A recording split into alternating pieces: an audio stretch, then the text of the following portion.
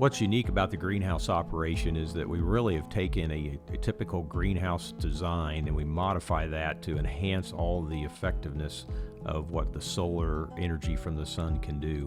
When you think of a windy day and you have the wind blowing outside and the sun shining, you can think how that would be an assist to the drying process that the sun would be doing.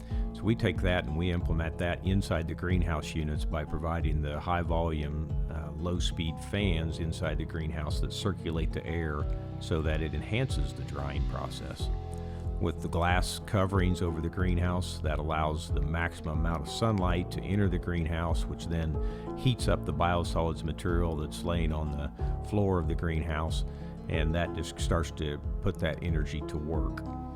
What happens inside that biosolids layer is that the biosolids start to heat up, and then that moisture, the vapor that is ready to be expelled from the biosolids is attracted to the changes in the temperature.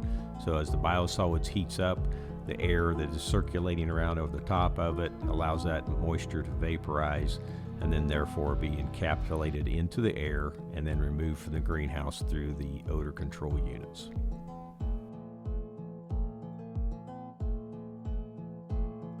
The FloridaGreen operation was very unique in the fact that we spent an elaborate amount of time studying the potential for odor generation from the different biosolids that we would be bringing into process. That process that we chose to do was a series of testing from different biosolid sources where we actually collected air samples from biosolids as it was being processed so that we could send them off to laboratories where they could have detection thresholds and recognition thresholds identified.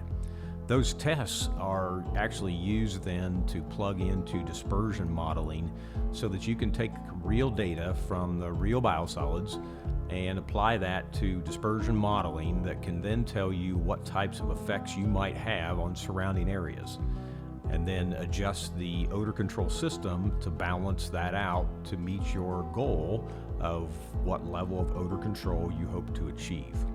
We did that with FloridaGreen, and it proved to be very beneficial from the standpoint of being able to hone in on the proper odor control system for the biosolids that we would be processing.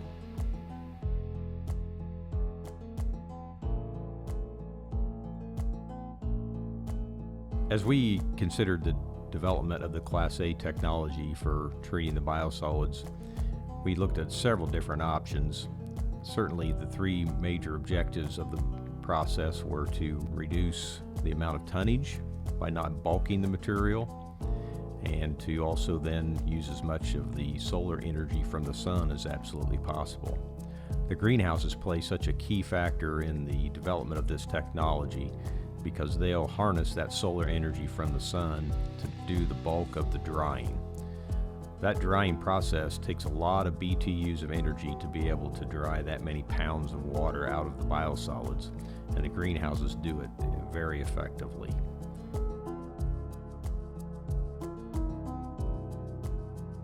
In 2019 at the FloridaGreen operation, we had nearly 85% reduction in tonnage or volume of material. And that was one of the key primary goals of the development of the technology initially. Secondly, we use less than $3 per wet ton in natural gas cost, which certainly attributes to the fact that the sun is doing the majority of the work in drying the biosolids.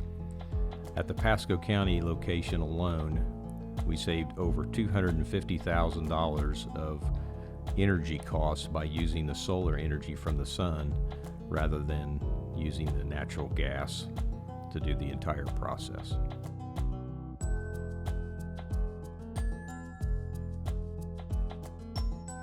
The advantages to using biosolids over regular commercial fertilizers is that the nitrogen content in the biosolids is tied up in an organic format.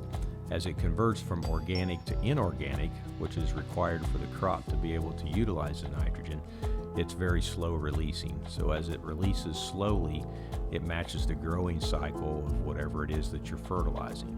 So that's one of the primary advantages to biosolids.